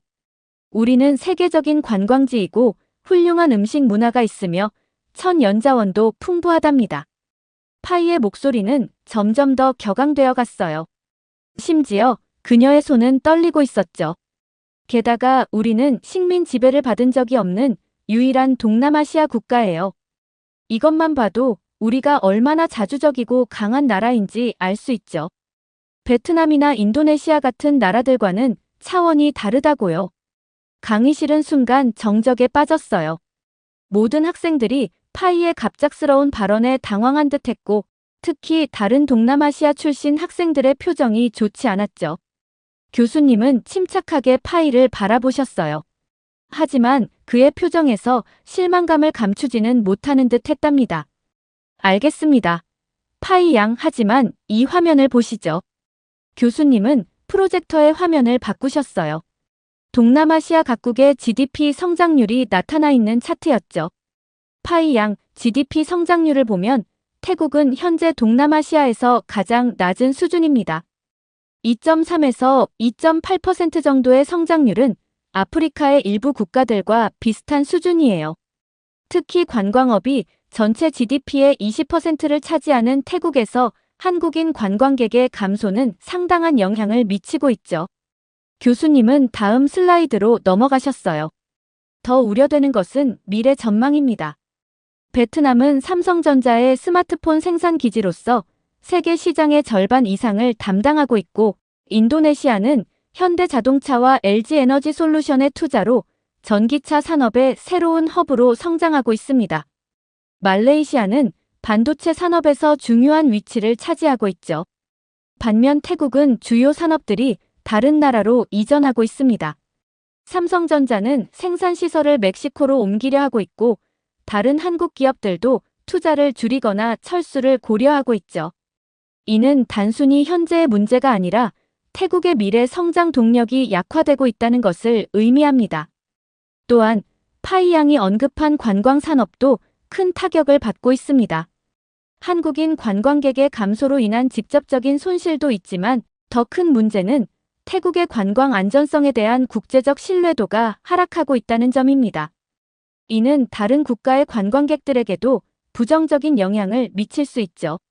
교수님의 차분하지만 단호한 설명에 파이는 점점 작아지는 듯 했어요. 그녀의 얼굴에서는 조금 전에 격앙된 감정 대신 당혹감이 역력했죠. 갑자기 앞줄에 앉아있던 한국 유학생 서희가 조용히 손을 들었어요. 그녀의 표정은 진지했죠. 교수님, 제가 한 말씀 드려도 될까요? 태국과 한국의 관계에 대해 몇 가지 짚어보고 싶습니다. 교수님이 고개를 끄덕이시자 서희는 천천히 일어났어요. 태국의 자동차 산업 발전에는 현대자동차의 공헌이 컸어요. 현대자동차는 태국을 동남아시아 자동차 생산의 핵심 거점으로 육성하기 위해 막대한 투자를 했습니다. 또한 삼성전자의 투자로 전자산업도 성장할 수 있었죠. LG전자와 SK그룹의 투자도 태국 경제 성장에 큰 도움이 되었고요. 서희는 잠시 숨을 고르더니 계속 이어갔어요. 하지만 최근 태국에서 일어난 일들은 정말 안타깝습니다. 한국인 관광객들이 무차별적인 폭행을 당하는 사건이 있었고, 심지어 한국 기업에서 일하는 주재원들의 차가 공격을 당하는 일도 있었어요. 방콕의 한 식당에서는 한국인이라는 이유만으로 입장을 거부당했다는 뉴스도 있었죠. 더 충격적인 것은 소셜미디어에서 벌어진 일들입니다. 태국의 일부 인플루언서들이 한국인 출입 금지 같은 해시태그를 만들어 퍼뜨렸고 한국 제품 불매 운동을 벌이기도 했어요. 이런 행동들이 양국 관계를 더욱 악화시켰다고 생각합니다. 서희의 목소리는 흔들림 없이 계속되었어요. 저는 이런 상황이 양국 모두에게 손해라고 생각해요. 한국 기업들의 투자 철수는 태국의 일자리 감소로 이어질 것이고 관광객 감소는 태국 경제에 직접적인 타격이 될 거예요. 우리는 이런 감정적인 대립을 넘어서 서로를 이해하고 존중하는 자세가 필요하다고 생각합니다. 교수님은 두 학생의 이야기를 주의 깊게 들으신 후 자리에서 일어나셨어요. 두 학생의 이야기를 들으니 최근 상황에 대해 좀 더 자세히 설명해 드려야 할 것 같네요. 교수님은 프로젝터 화면을 넘기셨어요. 거기에는 태국에서 철수하거나 투자를 축소하는 기업들의 목록이 있었죠. 현재 삼성전자와 현대자동차는 태국과의 관계 유지를 위해 많은 노력을 했습니다. 지역사회 공헌 활동을 늘리고 현지 직원들의 처우를 개선하는 등 다양한 시도를 했죠. 하지만 최근의 반한 감정으로 인해 결국 투자처를 베트남과 인도네시아로 변경하는 것을 검토 중입니다. 교수님은 잠시 한숨을 쉬고 계속하셨어요. 특히 삼성전자의 경우 당초 태국에 계획했던 공장을 멕시코로 이전하기로 결정했습니다. 현대자동차도 전기차 생산 기지를 인도네시아로 옮기는 것을 검토 중이고요. 이는 단순한 공장 이전 이상의 의미를 가집니다. 이들 기업의 협력사들도 함께 이동하게 되니까요. 더 우려되는 것은 다른 한국 기업들의 움직임입니다. LG전자는 태국 내 가전제품 생산을 베트남으로 이전하는 것을 검토 중이고 SK그룹도 신규 투자를 전면 재검토하고 있습니다. 포스코는 이미 태국 내 철강 공장 증설 계획을 취소했고요. 이런 대기업들의 움직임은 연쇄 반응을 일으키고 있습니다. 중소기업들도 하나둘씩 태국을 떠나고 있고 신규 투자를 계획하던 기업들도 다른 국가로 눈을 돌리고 있죠. 이는 태국 경제에 상당한 타격이 될 것으로 예상됩니다. 실제로 경제 전문가들은 이런 상황을 예견하고 있었습니다. 교수님은 새로운 자료를 보여주시며 말씀하셨어요. 태국 정부가 이 문제를 다루는 방식이 처음부터 잘못된 방향이었죠. 불법 체류자 문제는 양국이 협력하여 해결해야 할 사안이었는데 태국 정부는 이를 정치적으로 이용하려 했습니다. 특히 현지 언론들의 왜곡된 보도를 적절히 통제하지 못한 것이 실수였죠. 교수님은 새로운 슬라이드로 넘어가셨어요. 더불어 현 태국의 경제 침체에는 정치적 요인이 깊이 관여되어 있습니다. 패통탄 친나와 총리의 경험 부족이 심각한 문제가 되고 있죠. 그녀는 부동산 사업가 출신으로 국가 경제 운영이나 외교 관계에 대한 경험이 전무했습니다. 교수님의 목소리가 더욱 진지해졌어요. 총리는 취임 초기부터 여러 실수를 저질렀습니다.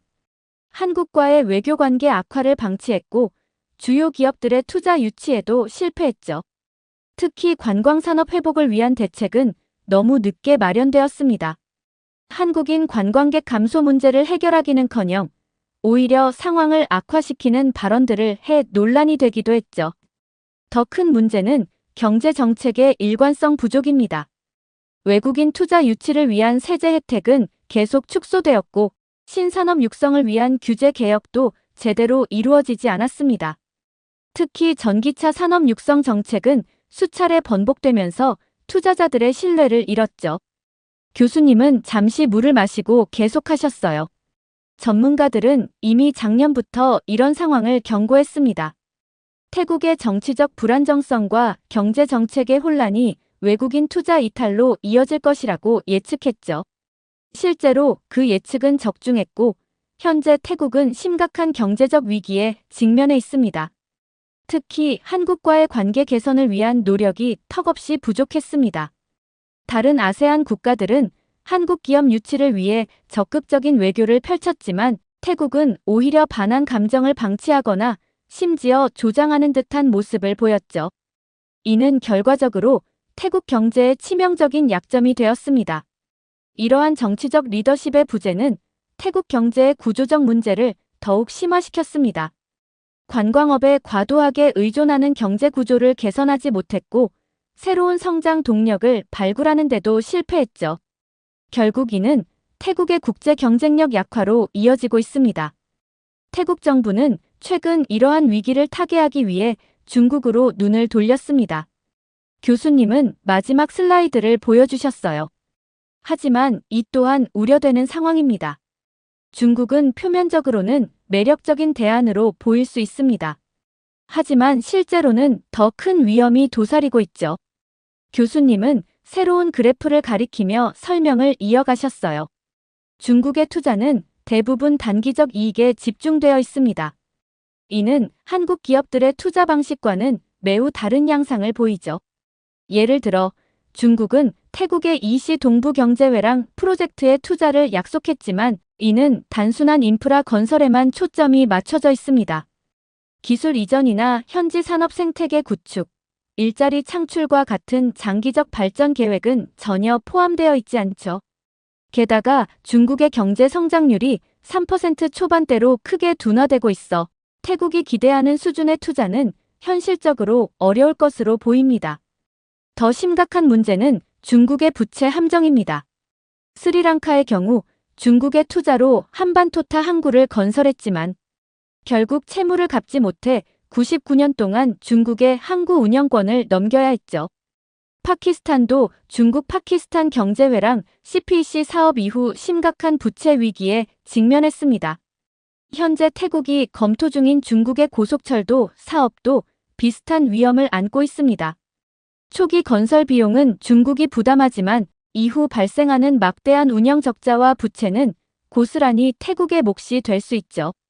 이는 태국의 재정 건전성을 심각하게 위협할 수 있는 요소입니다. 교수님의 말씀이 이어질수록 파이의 어깨는 점점 더 떨어졌어요. 그녀의 표정에는 충격과 실망감이 역력했죠. 결론적으로 태국은 현재 매우 중요한 기로에 서 있습니다. 한국과의 관계 악화로 인한 손실을 중국이 메워줄 것이라는 기대는 너무 순진한 생각일 수 있습니다. 오히려 더 큰 위험에 처할 수 있죠. 강의가 끝나갈 무렵 파이는 더 이상 고개를 들지 못한 채 자리에 앉아 있었어요. 그녀의 노트북 화면은 꺼진 지 오래였고 책상 위에 놓인 손은 여전히 떨리고 있었죠. 다른 학생들이 하나둘 강의실을 빠져나가는 동안 파이는 혼자 자리에 남아 깊은 생각에 잠겨 있었답니다. 강의가 끝나고 강의실을 나서면서 저는 깊은 생각에 잠겼어요. 오늘 강의는 단순한 경제 수업 이상의 의미가 있었죠. 한 국가의 경제가 얼마나 섬세한 균형 위에 서 있는지, 그리고 국가 간의 관계가 얼마나 중요한지를 분명하게 보여주었으니까요. 이렇게 반한 감정 때문에 경제적으로 위기를 맞게 된 태국의 사연 어떻게 들으셨나요? 동남아시아에서 한국 기업들의 영향력을 보니 한국의 기업들이 새삼 대단하다는 것을 깨달았고 한국이 등을 돌리자 태국 경제가 무너지는 내용을 알게 되니 한국의 파급력을 알게 되었습니다. 여러분들의 의견은 어떠신가요? 다양한 의견을 댓글을 통해 공유해주세요. 긴 영상 시청해주셔서 감사드리고 구독과 좋아요 부탁드립니다. 한국의 흔적들이 중국에 남아있다는 게 정말 안타깝네요. 사실 한국이 없었으면 중국은 더욱 더 성장했을 텐데 왜 굳이 중국의 심기를 건드리나요? 한 학생이 교수를 향해 소리치며 이야기를 하고 있습니다. 그러자 교수는 그 학생에게 충격적인 이야기를 들려주고 이내 강의실에 있던 학생들은 충격에서 헤어나오지 못합니다. 도대체 교수가 들려준 이야기는 무엇이었을까요? 안녕하세요. 제 이름은 레이첼입니다. 오늘 제가 경험한 국제관계학 수업에 대해 말씀드리겠습니다. 평소와 다름없이 강의실에 들어섰는데 오늘따라 공기가 무거웠습니다. 아마도 오늘의 주제가 한중관계라는 걸 다들 알고 있었기 때문인 것 같습니다. 교수님은 오늘은 한중관계, 특히 경제적 측면에 대해 이야기해 보겠습니다. 라고 말씀하시며 수업을 시작하셨죠. 교수님은 강의 시작에 앞서 중국 경제가 한국에 상당히 의존하고 있다는 말씀을 하셨는데 그 말을 들은 중국 유학생 펑위가 갑자기 손을 들었습니다. 교수님, 그건 사실이 아닙니다. 오히려 한국이 중국에 의존하고 있죠. 펑위의 말에 한국 유학생 세이가 바로 반박했습니다. 펑위 씨, 그건 사실과 다릅니다. 구체적인 근거가 있으신가요? 순식간에 강의실 분위기가 팽팽해졌고 교수님은 침착하게 말씀하셨습니다. 두 분 다 좋은 지적입니다. 하지만 우리는 객관적인 사실을 바탕으로 토론해야 합니다. 제가 몇 가지 사례를 들어 설명해 드리겠습니다. 먼저, 한중 관계에서 가장 큰 갈등 중 하나인 사드 배치 문제에 대해 설명드리겠습니다. 교수님은 칠판에 사드라고 적으며 설명을 시작했습니다. 사드는 고고도 미사일 방어 체계의 약자로 2016년 7월 한국과 미국이 북한의 핵미사일 위협에 대응하기 위해 주한미군 기지에 배치하기로 결정했죠. 그 순간 펑위가 또 손을 들었습니다. 교수님, 사드는 명백히 중국을 겨냥한 것 아닙니까? 이는 중국의 안보를 심각하게 위협하는 행위입니다. 교수님은 고개를 끄덕이며 대답했습니다. 펑위 군의 의견도 이해합니다. 실제로 중국 정부도 그렇게 주장했죠. 하지만 사드의 레이더 범위에 대해 좀 더 자세히 알아볼 필요가 있습니다. 교수님은 프로젝터로 사드 시스템의 구조도를 보여주며 설명을 이어갔습니다. 사드의 ANTPY 레이더는 탐지 모드에서 약 600에서 800km의 범위를 가집니다. 이는 북한 전역을 커버할 수 있지만 중국 내륙 깊숙한 곳까지 탐지하기엔 역부족입니다. 세이가 고개를 끄덕이며 말했습니다. 그렇죠. 사드는 순수하게 북한의 위협에 대응하기 위한 방어용 시스템입니다. 중국을 겨냥한 게 아니에요. 하지만 펑위는 여전히 불만스러운 표정이었습니다. 그래도 이는 미국의 동아시아 전략의 일환이 아닙니까? 중국을 견제하려는 의도가 분명해 보입니다. 교수는 다시 한번 고개를 끄덕였습니다. 펑위군의 관점도 이해합니다. 국제 정세는 복잡하니까요. 하지만 우리는 객관적 사실에 집중해야 합니다. 사드 배치 결정 이후 중국의 반응에 대해 살펴보겠습니다. 교수님은 화면을 넘기며 계속 설명했습니다. 중국은 사드 배치에 강하게 반발했고 이에 대한 경제적 보복 조치를 취했습니다. 한국 관광 단체 여행 금지, 롯데마트 영업 제한, 한류 콘텐츠 규제 등이 대표적이죠. 펑위는 고개를 저으며 반박했습니다. 하지만 그건 한국이 중국의 안보 우려를 무시했기 때문 아닙니까? 중국으로서는 어쩔 수 없는 선택이었을 겁니다. 교수님은 양쪽의 의견을 모두 듣고 나서 말했습니다. 두 분 다 좋은 지적입니다. 이 사건은 양국 관계의 복잡성을 잘 보여주는 사례죠. 사드 배치는 한국의 안보를 위한 결정이었지만 중국은 이를 자국 안보에 대한 위협으로 인식했습니다. 결과적으로 양국 관계가 악화되고 경제적 피해가 발생했죠. 교수님은 화면을 넘기며 말을 이어갔습니다. 이제 사드 배치로 인한 경제적 영향, 특히 중국 측의 피해에 대해 자세히 살펴보겠습니다. 보시다시피 2017년 중국의 관광 산업이 큰 타격을 받았습니다. 한국인 관광객이 급감하면서 중국의 주요 관광지들이 어려움을 겪었죠. 특히 한국인들이 많이 찾던 베이징, 상하이, 산둥성 등의 지역 경제가 큰 영향을 받았습니다. 그러자 펑위가 끼어들었습니다. 하지만 그건 일시적인 현상일 뿐이에요. 중국은 내수 관광을 촉진하면서 극복했습니다. 펑위군, 좀 더 구체적인 데이터를 살펴보겠습니다. 이 그래프를 보세요. 사드 배치 이후에도 한국 제품에 대한 중국 소비자들의 수요가 여전히 높았다는 것을 알 수 있습니다. 교수님은 비교 차트를 가리키며 설명을 이어갔습니다. 예를 들어 화장품 시장에서 중국 국산 제품 대비 한국 제품의 가격이 평균 30% 더 비쌌음에도 불구하고 판매량은 오히려 15% 증가했습니다. 가전제품의 경우도 비슷한 양상을 보였죠. 한국산 공기청정기는 중국 제품보다 50% 이상 비쌌지만 판매량은 20% 늘었습니다. 교수님은 이어서 만족도 조사 결과를 보여주었습니다. 더 놀라운 것은 제품 만족도입니다. 이 설문 결과를 보세요. 화장품의 경우 한국 제품 사용자의 만족도가 중국 제품 대비 25% 높았습니다. 가전제품은 그 차이가 30%에 달했죠. 식품, 특히 라면과 과자 같은 경우는 무려 40%나 높았습니다. 하지만 더 큰 문제는 이런 제품들이 암시장에서 거래되기 시작했다는 겁니다.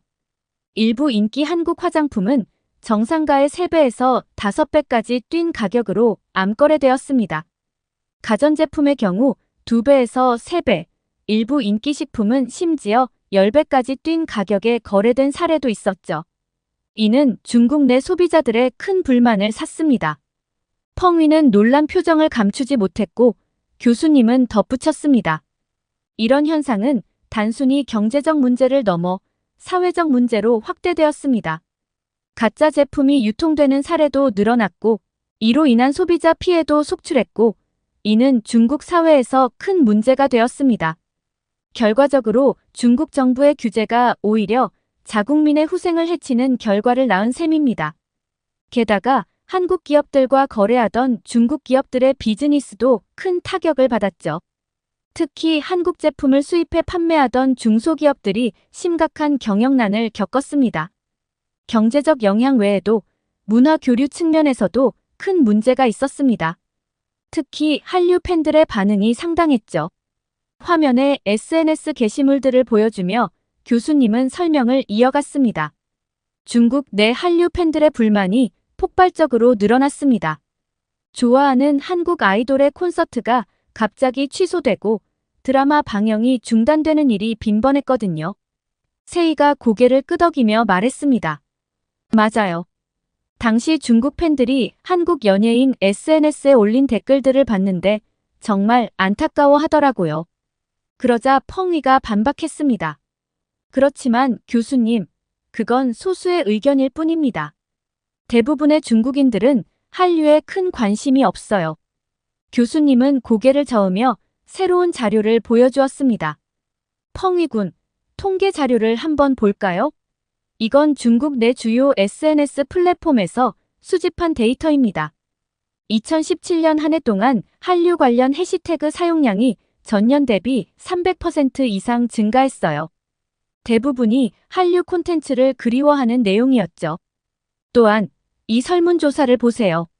중국 내 10대에서 30대 응답자의 68%가 한류 콘텐츠 규제에 반대한다고 답했습니다. 이는 결코 소수의 의견이 아닙니다. 실제로 이 시기에 중국 내 불법 스트리밍 사이트 접속이 급증했다는 보고도 있었어요. 팬들이 우회적으로라도 한류 콘텐츠를 즐기려 했다는 증거죠. 교수님은 화면에 새로운 그래프를 띄우며 설명을 이어갔습니다.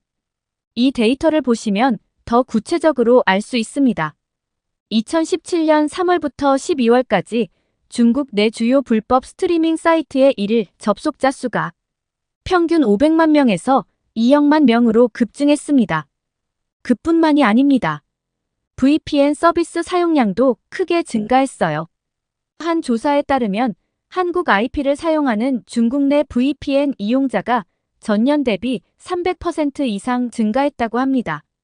펑위가 화가 난 목소리로 물었습니다. 하지만 그게 모두 한류 때문이라고 볼 수 있나요? 실제로 한류의 영향은 중국에 살면서 느낄 수조차 없었거든요. 교수님은 다른 자료를 보여주며 대답했습니다. 좋은 질문입니다. 이 설문조사 결과를 보세요. VPN 사용자의 78%가 한국 드라마나 K-팝 콘텐츠를 보기 위해 VPN을 사용한다고 응답했습니다. 특히 인기 있던 도깨비, 태양의 후예 같은 드라마가 방영될 때마다 불법 스트리밍 사이트 접속이 폭증했다는 기록도 있어요. 더 놀라운 것은 이 기간 동안 중국 내 한국어 학습 앱 다운로드 수가 150% 증가했다는 겁니다.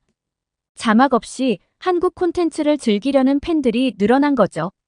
이런 현상은 문화 콘텐츠의 힘을 잘 보여줍니다. 정부의 규제에도 불구하고 팬들은 우회적인 방법을 통해서라도 좋아하는 콘텐츠를 즐기려 했죠. 이는 단순한 경제적 영향을 넘어 문화적 교류의 중요성을 다시 한번 일깨워주는 사례라고 할 수 있습니다. 이제 사드 배치로 인한 중국 내 경제적 손실에 대해 자세히 살펴보겠습니다. 대형 스크린에 복잡한 그래프와 차트들이 나타났습니다. 이 그래프는 2017년 중국의 주요 산업별 손실을 보여줍니다. 보시다시피 관광업이 가장 큰 타격을 받았습니다. 한국인 관광객의 급감으로 인해 약 150억 달러의 손실이 발생했죠. 그리고 이는 빙산의 일각에 불과합니다. 두 번째 차트를 보시면 중국 내 한국 기업들의 매출 감소로 인한 세수 감소가 약 50억 달러에 달했습니다. 특히 롯데마트의 폐점으로 인해 중국 내 2만 명 이상의 일자리가 사라졌죠. 펑이가 끼어들었습니다. 하지만 교수님, 그 정도 손실은 중국 경제 규모에 비하면 큰 영향이 없었을 거예요. 중국인들은 그 시기에 별로 힘들어하지 않았습니다. 교수님은 고개를 저으며 다른 자료를 보여주었습니다. 펑이군, 그렇게 단순하게 볼 수는 없습니다. 이 설문조사 결과를 보세요. 2017년 중국의 1선, 2선 도시 거주자 중 68%가 한국 제품 구매의 어려움으로 인한 불편함을 겪었다고 응답했습니다. 특히 화장품, 전자제품, 식품 분야에서 그 불만이 컸죠. 교수님은 새로운 그래프를 가리키며 말을 이어갔습니다. 더 주목해야 할 점은 장기적인 영향입니다. 이 그래프는 한중 경제 협력 지수를 나타냅니다. 사드 배치 이후 2년간 이 지수가 30% 하락했어요. 이는 양국 간의 경제 협력이 크게 위축되었다는 것을 의미합니다. 구체적인 예를 들어볼까요? 중국의 주요 관광지인 제주도의 경우 중국인 관광객이 70% 감소하면서 지역 경제가 큰 타격을 받았습니다. 이로 인해 제주도의 중국인 대상 호텔, 음식점, 쇼핑몰 등이 줄줄이 폐업했죠. 이는 단순히 한국 기업의 손실로 끝나는 것이 아니라 해당 업체들과 거래하던 중국 현지 기업들에게도 큰 영향을 미쳤습니다. 펑위가 다시 반박했습니다. 그래도 중국은 거대한 내수 시장이 있어서 큰 문제가 없었을 거예요. 교수님은 고개를 저으며 새로운 데이터를 보여주었습니다. 펑위군, 내수 시장만으로는 한계가 있었습니다. 이 자료를 보세요. 2017년 중국 화장품 시장에서 한국 브랜드가 차지하는 비중이 30%에 달했습니다. 이 중 절반 이상이 사드 사태로 인해 공급의 차질을 빚었죠. 결과적으로 중국 소비자들의 선택권이 크게 제한되었고, 이는 중국 화장품 시장 전체의 성장률을 2%가량 낮추는 결과를 가져왔습니다. 더불어 한국 기업들과 합작하거나 기술 협력을 하던 중국 기업들도 큰 타격을 받았습니다. 특히 전자제품, 자동차 부품 분야에서 이런 현상이 두드러졌죠. 이로 인해 관련 중국 기업들의 기술 혁신 속도가 둔화되고 국제 경쟁력이 약화되는 결과를 낳았습니다. 세이가 궁금한 듯 물었습니다. 그렇다면 한국의 영향력이 중국에서 그렇게 컸다는 건가요? 교수님은 고개를 끄덕이며 대답했습니다. 한국의 중국 내 영향력은 우리가 생각하는 것보다 훨씬 컸어요. 예를 들어 K-팝과 한국 드라마의 영향으로 중국 내 한류 관련 산업의 규모가 2016년 기준 약 100억 달러에 달했습니다. 사드 사태로 이 중 70% 이상이 직접적인 타격을 받았죠. 또한 한국 제품에 대한 중국 소비자들의 높은 선호도를 고려하면 그 영향은 더욱 컸습니다. 이 설문 결과를 보세요. 중국 소비자의 65%가 품질과 디자인 면에서 한국 제품을 선호한다고 응답했습니다. 이는 단순히 경제적 손실을 넘어 중국 소비자들의 삶의 질에도 영향을 미쳤다는 것을 의미합니다. 펑위는 여전히 의문스러운 표정이었습니다. 그래도 중국 정부가 그런 결정을 내린 것은 그만한 이유가 있었을 거예요. 교수님은 이해한다는 듯 고개를 끄덕이며 말했습니다. 물론 정부의 결정에는 여러 가지 요인이 작용했겠죠. 특히 중국의 경우 의도치 않은 부작용이 상당했다는 점을 인식할 필요가 있습니다. 교수님은 화면을 넘기며 계속해서 설명했습니다. 이 사태로 인해 중국 내부에서도 여러 가지 불만과 우려가 제기되었습니다. 먼저, 경제적 상호 의존성에 대한 인식이 크게 변화했어요. 이 자료를 보세요. 사드 사태 이후 중국인의 68%가 한중 경제관계의 긴밀성을 과소평가했다고 응답했습니다. 특히 젊은 층에서 이런 인식이 두드러졌죠. 이는 양국 간의 경제적 상호 의존도가 예상보다 훨씬 높다는 것을 중국인들이 깨닫게 되었다는 의미입니다. 세이가 궁금한 듯 물었습니다. 그렇다면 중국 정부의 정책에 대한 반응은 어땠나요? 좋은 질문입니다. 실제로 정부 정책에 대한 의문도 제기되었어요. 이 온라인 포럼 데이터를 보세요. 중국의 주요 경제 포럼에서 사드 관련 경제 보복이 자국 경제에 미치는 부정적 영향에 대한 게시물이 300% 증가했습니다. 특히 중소기업 관계자들의 불만이 컸죠. 펑이가 끼어들었습니다. 하지만 그건 소수의 의견일 뿐이었을 거예요. 교수님은 고개를 저으며 다른 자료를 보여주었습니다. 펑이군, 그렇게 단순하지만은 않습니다. 이 여론조사 결과를 보세요. 중국 도시 거주자의 45%가 경제 보복 조치가 중국의 국제적 이미지와 신뢰도에 악영향을 미칠 수 있다고 우려를 표명했습니다. 특히 국제무역에 종사하는 사람들 사이에서 이런 우려가 컸죠. 그리고 보복 조치의 형평성 문제도 제기되었습니다. 이 설문 결과를 보세요. 중국인의 38%가 특정 산업이나 기업에 집중된 보복 조치가 형평성에 어긋난다고 응답했어요. 특히 한국 제품을 주로 취급하던 중소유통업체들의 불만이 컸습니다. 이러한 여러 불만과 우려들은 중국 정부가 결국 경제 제재를 점진적으로 해제하는 데 영향을 미쳤을 것입니다.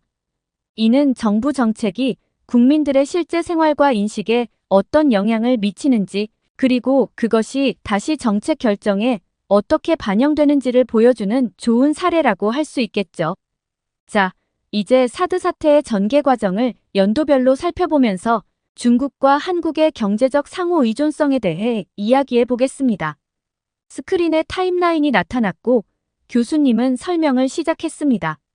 2016년 7월 한국의 사드 배치 결정 직후 중국의 경제 보복이 시작되었습니다. 당시 중국은 한국이 쉽게 무너질 것이라 예상했죠.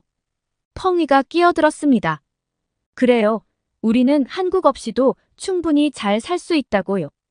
교수님은 고개를 저으며 계속했습니다. 하지만 현실은 달랐습니다. 2017년 말 중국 정부는 경제 제재의 부작용을 인식하기 시작했어요. 이 그래프를 보세요.